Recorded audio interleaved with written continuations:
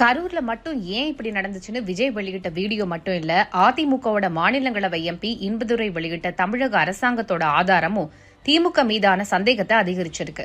போதுமான பாதுகாப்பு ஏற்பாடு இல்ல, நிர்வாக சீர்கேடுதான் கரூர் சம்பவத்துக்கு காரணம்னு சொல்றாங்க. கரூர் விஜய் கூட்டத்துக்கு செந்தில் பாலாஜி படம் போட்ட வண்டியில சிலர் கலந்துகிட்டாங்கன்னு சோசியல் மீடியாவில் ஒரு போட்டோ பரவிச்சு. தினமலர் பத்திரிகை வெளியிட்ட டேக் டைவர்ஷன் அப்படிங்கிற செய்தியும் மக்கள் மத்தியில செந்தில் பாலாஜிக்கு எதிரான பார்வையை உருவாக்கிச்சு. கரூர்ல பெருந்துயரம் நடந்த உடனே செந்தில் பாலாஜி அந்த இடத்துக்கு வந்துட்டாரு.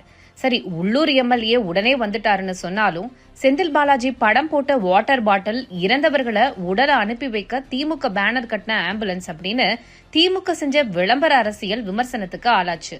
செந்தில் பாலாஜி கூட்டிட்டு வந்த அன்பில் மகேஷ் அழுகையும், அன்பில் மகேஷ் அழுகிறத பேஸ்புக் மூலமா லைவ் போட்டதும், அந்த வீடியோவை சோசியல் மீடியாவில் பரப்புனதும் கூடுதலா பல சந்தேகங்களை திமுக விளம்பர மாடல் மேல உருவாக்குச்சு.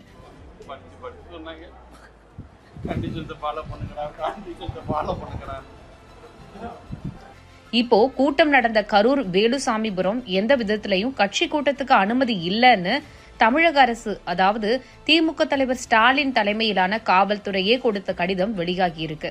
அதிமுக எம்பி இன்பதுரை விளக்கமா சொல்றாரு. அதிமுக சார்பில் புரட்சித் தலைவர் எம்ஜிஆர் பிறந்த நாள் பொதுக்கூட்டம் நடத்த கரூர் வேலுசாமிபுரத்துல அனுமதி மறுத்த போலீஸ் எப்படி தாவேக கூட்டத்துக்கு அனுமதி கொடுத்தாங்கன்னு கேட்டிருக்காரு. எடப்பாடியார் ஏற்கனவே சொல்லுகிற அது சிபிஐயிடம் ஒப்படைக்க வேண்டிய ஒரு கேஸ். ஏன் சிபிஐயிடம் ஒப்படைக்கணும்னா, லேக் ஆஃப் கான்ஃபிடன்ஸ் போலீஸ் மேலே வரும்போது சிபிஐட்ட ஒப்படைக்கணுங்கிறது விதி. அதுதான் சட்டம், நிலைநிறுத்தப்பட்ட சட்டம். இப்போ நடந்த அந்த வேலுசாமிபுரம் வேலுசாமிபுரத்தில் தான் நடந்துச்சு.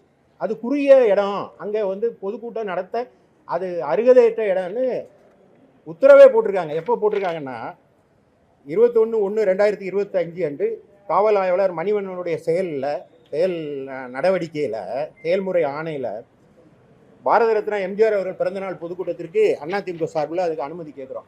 அதில் 2வது பாயிண்டாக அவர் சொல்லுகிறார், தாங்கள் பொதுக்கூட்டம் நடத்த அனுமதி கேட்ட வேலுசாமிபுரம் அதிக அளவில் மக்கள் போக்குவரத்து மிகுந்த பகுதி என்பதாலும் குறுகிய சாலை என்பதாலும் கூட்டம் கூடும்போது 2 பக்கம் சாலையை மறைக்கும் சூழ்நிலை ஏற்படும் அப்படின்னு சொன்ன அரசாங்கம் வேலுசாமிபுரத்தை கொடுத்தா அப்புறம் அங்கே இது நடக்காமல் என்ன செய்யும்?